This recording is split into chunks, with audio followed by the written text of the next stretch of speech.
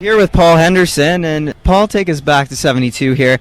Were you surprised by the Soviet style of play and by the fact they managed to win most of the Summit Series games played in Canadian rinks?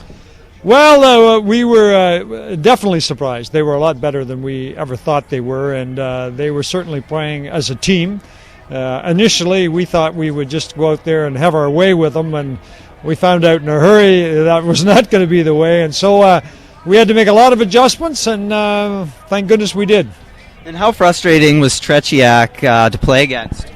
Well, he's in the Hall of Fame today. He was a great goaltender and kept them in a lot of the games. There's no question about that, and arguably one of the better goaltenders that ever played the game. And when Phil Esposito did his almost tearful television interview, was he voicing the feelings for the rest of the team as well, or? Oh, I think so, for sure. The sad part about that is we never saw that interview, and Phil never saw it for 10 years later. They should have shown us along with the Canadian people, but I mean, Phil was our leader, and I think the words were very appropriate, and the people finally woke up. Man, we got to get behind this team, and 3,000 crazy Canadians went to Moscow, and boy, they cheered us on. And so when you got to the Soviet Union, how was playing on the larger ice surface?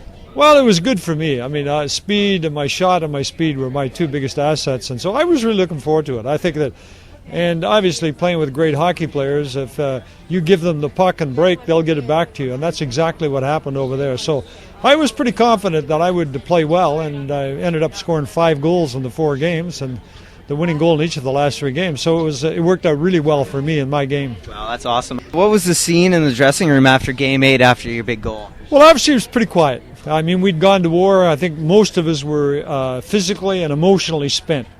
And I sat there probably for 45 minutes before I even undid my skates. We were just, we were really glad we won, but it wasn't crazy. Like, it wasn't nuts going crazy. We were just, man, this was a battle.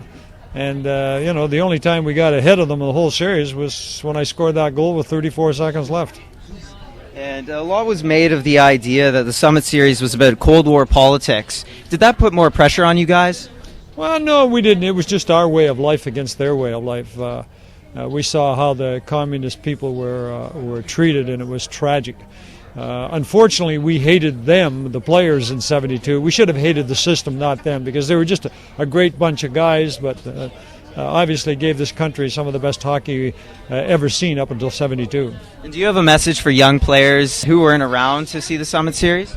Well, yeah, I think hockey is a great a game to learn life lessons. You learn how to lose, you learn how to win, you learn how to become a team player. You learn how to suck it up and keep going even when you're hurt.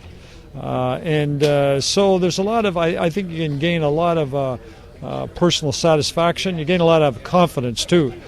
Prove to yourself that you can stand up and be a man when it really counts. And so there's a lot of wonderful, wonderful life lessons you can learn, take over into your as an adult from playing hockey. And my grandchildren, they love the game, and I've got a couple of grandsons that are going to lead the Leafs to their first Stanley Cup in years. That'd be nice. That'd be awesome, actually.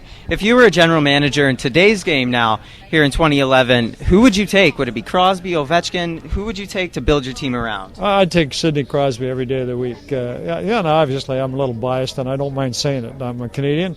I think Sidney Crosby is probably the premier hockey player in the league today. He's first of all, he's a team player, and he makes everybody else around him. He reminds me of Gretzky, the way he does that.